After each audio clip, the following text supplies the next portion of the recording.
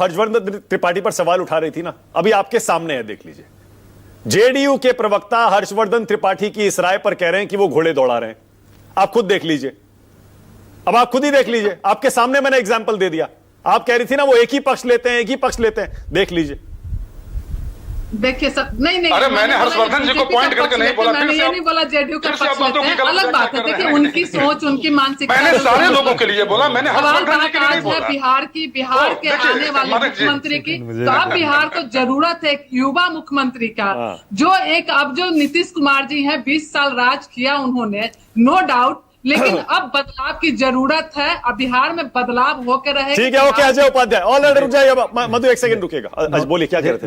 नवल जी ने एक बात बड़ा स्पष्ट कर दिया कि बर्तनी की बात कर रहे थे। हाँ। तो इसका मतलब नीतीश कुमार जी के बारे में तो कह रहे हैं कि वो मुख्यमंत्री होंगे इनके हिसाब से। हाँ। और अमित शाह जी कह रहे हैं कि नहीं भाई आगे तय होगा।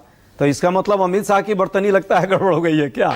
बाकी पढ़ने लिखने पर प्लस नहीं लगाना चाहिए। एक विद्वान व्यक्ति है नवल जी, भाई पढ़ने लिखने से ज्ञान आ जाए ऐसा कुछ नहीं है। बहुत लोगों का अकिल घास चरने चला जाता है पढ़ने लिखने के बाद भी, और कम पढ़े लिखे लोग भी बन जाते हैं, अच्छे पोजीशन में जाते हैं।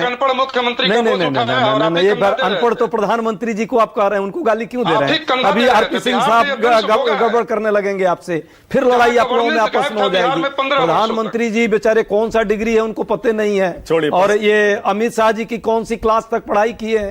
तो ये सब नहीं बोलना चाहिए आप लोगों को शोभा नहीं देती, आपस में फिर लड़िएगा। यही हो गया कि ऊपर से जो आप लोग कहते हैं कि ऊपर से तो दिल मिला और फांके भीतर तीर वाला कहानी कि अंदर से बस फांक रहा है पूरा, ये नहीं है। आप लोगों के साथ जो स्थिति है सबको पता है, बिहार की जनता समझ रही है। अब वो RP Singh ji 20 second, RP Singh ji 20 seconds. RP Singh देखिए, आपके प्रधानमंत्री जी और गृह मंत्री को अनपढ़ बोल रहे हैं जनता दल वाले, ये बात ठीक नहीं है, मुझे भी अच्छा नहीं लगा। भाई देश के प्रधानमंत्री हो गया आपका, धन्यवाद।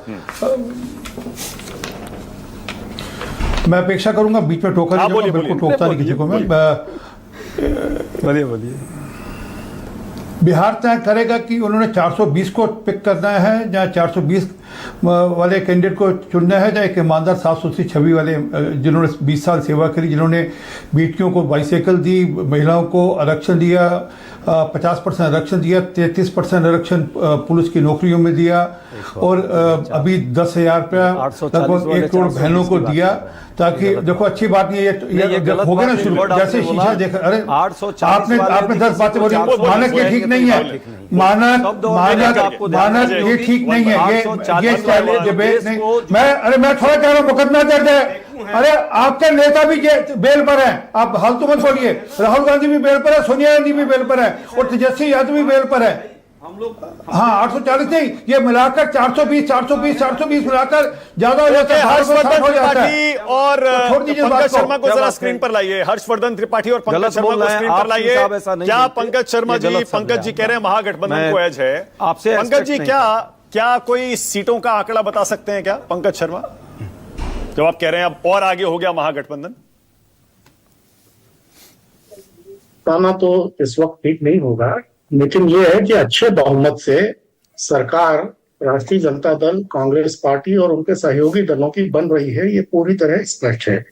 पिछले चुनाव के जो नतीजे थे वो भी आपने देखे कि उसमें राष्ट्रीय जनता दल और भारतीय जनता पार्टी नीतीश कुमार के बीच सीटों का फर्क कोई बहुत ज्यादा नहीं था, और वोट का फर्क भी कोई बहुत ज्यादा नहीं था, सिर्फ 1 लाख वोटों का फर्क था दोनों। ठीक है, okay Pankaj ji 1 second रुकिएगा। Harshvardhan Tripathi 20 second, आपके हिसाब से सीटों का कोई आंकड़ा अभी फिलहाल यहां से देख पाना संभव है क्या?